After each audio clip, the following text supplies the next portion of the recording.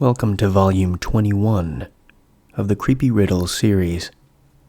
Leave your guesses as to the solution of these riddles in the comments below. 1 week from the upload date, I'll add the solutions to the description of the video. Good luck.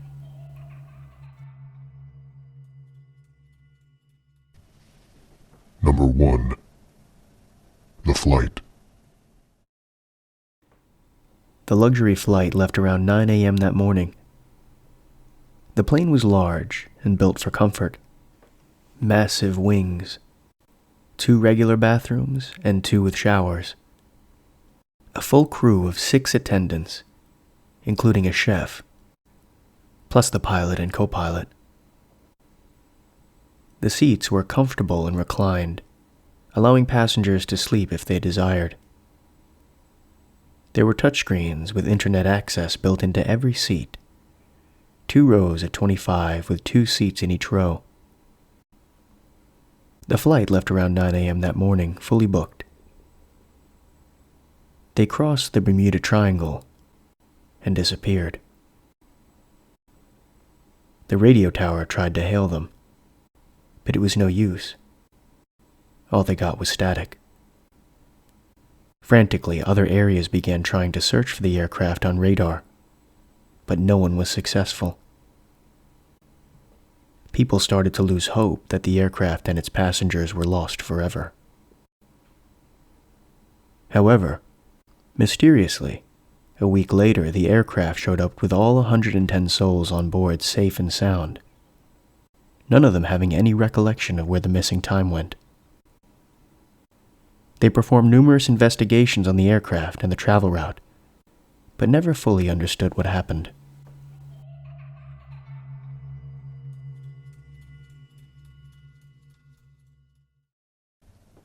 Number 2. Cold. Mark was waiting at a bus stop when another man arrived and stood next to him. The winds were picking up, and it appeared as though it might snow at any moment. Goodness, it's cold, Mark thought. I know, the man said. I think we'll be getting snow soon. It sure looks like it, Mark said. Feel sorry for those guys who have to commute in this. Don't I know it? Sometimes taking the bus is just better. Later that day, thinking back to his interaction with the man, Mark felt a chill roll down his spine.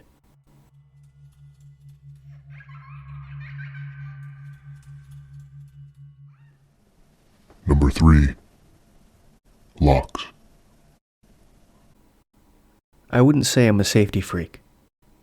The idea actually annoys me. Still, I meticulously check the apartment locks every night to see if they're locked. It's just a habit of mine. Call me crazy, but I check and double-check almost every night. Sometimes I'll even get up in the middle of the night and try the locks just to make sure. They're always locked, just as I expected. Until one night they weren't.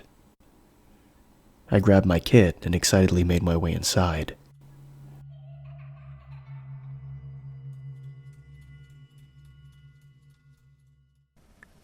Number 4. Daughter. My daughter went missing a year ago. Today they found her. I couldn't contain the emotions. I mean, could you imagine? Your child is lost for a whole year and then she's found. I wept and cried as I held her hand. It was unbearable. I almost didn't hear the police officer say, "Ma'am, I'm sorry, that's evidence."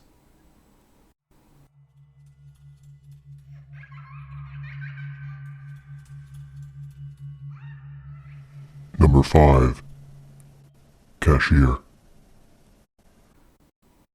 Stacey had bags under her eyes as she made her way to work at the grocery store. She didn't know how she would make it through her shift. Her sleeping pattern had been a little irregular as of late. It was a small store, so many of the customers she had seen many times before. Her first customer of the day was her neighbor, just picking up a few items. He said hello and paid for his things. Stacey felt her body getting more and more weary as the day went on. One of the later customers was a guy who was a little odd but nice. She couldn't help it as she emitted a large yawn in front of him. "I'm so sorry," she exclaimed. "I'm just so tired." "It's okay," he said. "It's the latest you stayed up in a while, so it's understandable." Stacey thanked him and he left the store. She would have to get more sleep tonight so she wasn't drowsy at work anymore.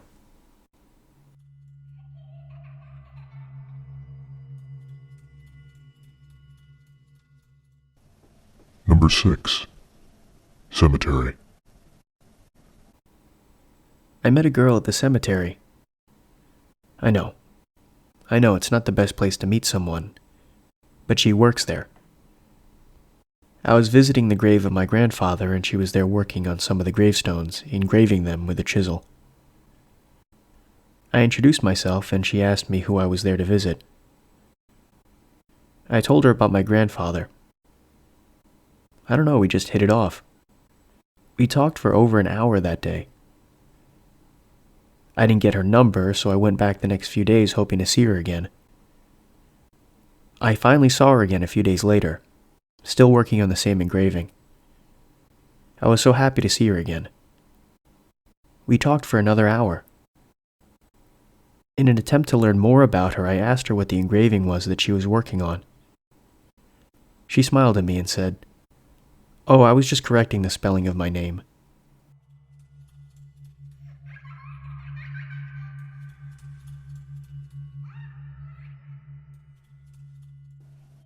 Number 7. Shiver. I have a special power.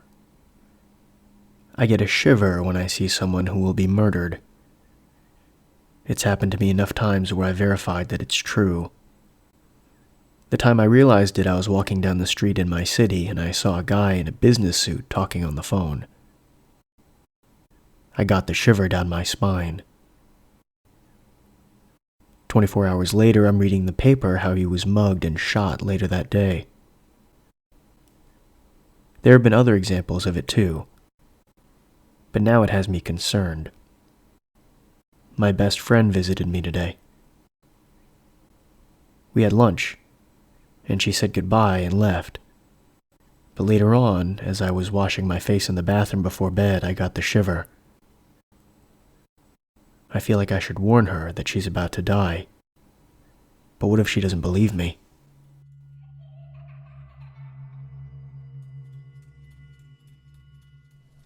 Number 8. Axe. I wanted all of us to be together. My whole family. But I was a bad husband. A bad father. Sweat drips down my face in panic as I struggle to calm my family down. They're in the room with me. I'm trying to keep them calm. I hear the cackles all around me. They're coming. I hear footsteps running toward the room. They're trying to take my family. It's hard to breathe now as I tell my children and wife to stay put, to not move, not make a sound. They will take my family from me. It's becoming harder and harder to see as more and more sweat drips down my face. I try to stop my children from screaming, but it's too late. The door splits open as the masked axe-wielding intruder enters the room to take my family from me.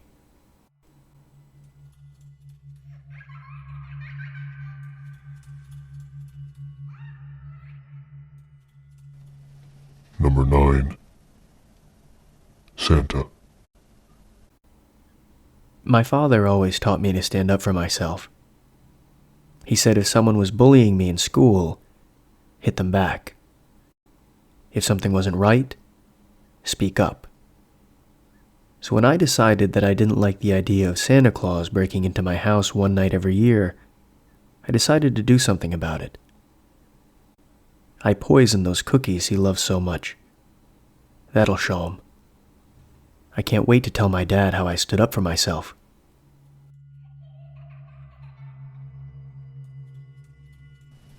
Number 10. The Mule. Liam and his best friend Joe got into a huge fight that had almost ended in fists. Liam vented the entire thing to his wife, who calmly stated that since they had been friends for so long, he should just try to let bygones be bygones, and she left to visit a friend. But before Liam was able to take his wife's advice, Joe called him to apologize, saying he wanted to have Liam over for dinner. Liam accepted and ate dinner at Joe's house that very night. As he tasted the meal, Liam realized something. His suspicions were confirmed when he found his wife's wedding ring in Joe's kitchen. Liam began to strangle Joe, screaming, "You made me eat my wife." He choked Joe to death. Police ruled Joe a murderer, and Liam was absolved of all charges, stating self-defense.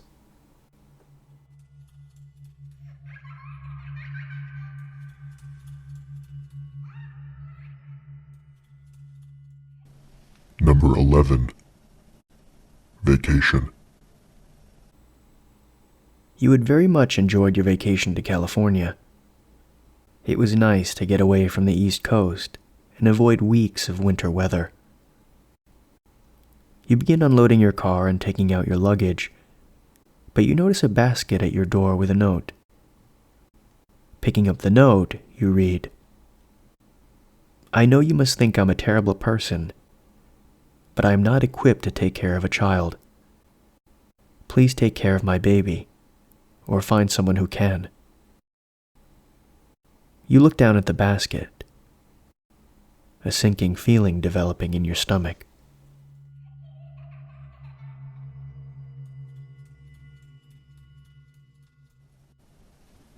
Number 12. Screams. I've been hearing screaming intermittently for the past few weeks. It isn't all the time, but just every once in a while. Sometimes it's dull, like it's far away. Other times it's like it's coming from close by. You might say, well, if you live in a bad area, you might hear more screaming because there's more crime. But that isn't the issue. It's affected by my mood.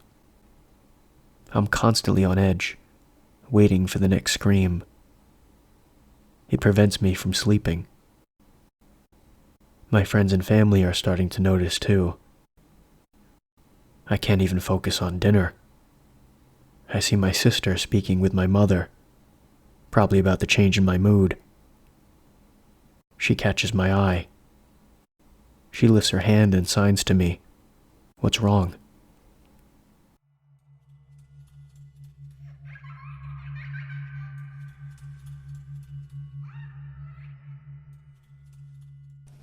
Number 13.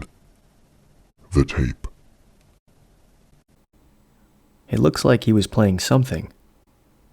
The officer pointed to the television. A VHS tape sat loaded in the player. One of the officers pressed the button and it showed the man sitting in front of the camera in a chair. He talked about his life, his depression, and his desire to no longer continue living. He stated that he was speaking freely, and he wanted all of his belongings to go to his estranged son. He then lifted a gun from the table next to him and shot himself in the head. After a moment of silence, the first officer said, "He made this tape under duress, and not only that, he was forced into shooting himself." How did the officer know?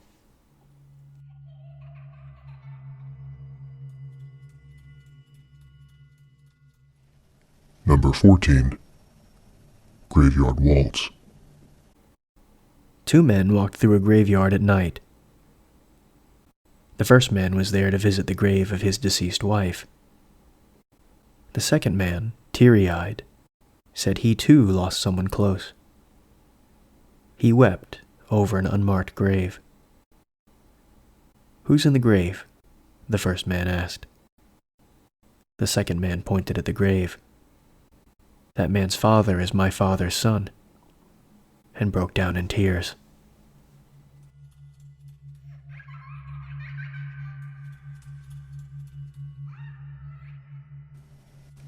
Number 15. Apartment confusion. A man was awoken late at night by ringing and banging on his apartment front door. Cautiously, he made his way to the door and opened it slightly, leaving the chain lock in place. "Can I help you?" the man asked the stranger. The stranger looked at him for a few seconds. Then he said, "Sorry, man. Thought this was my apartment. Apologies for the confusion." He was polite enough, and the man was about to go back to sleep when an uneasy feeling ran over him.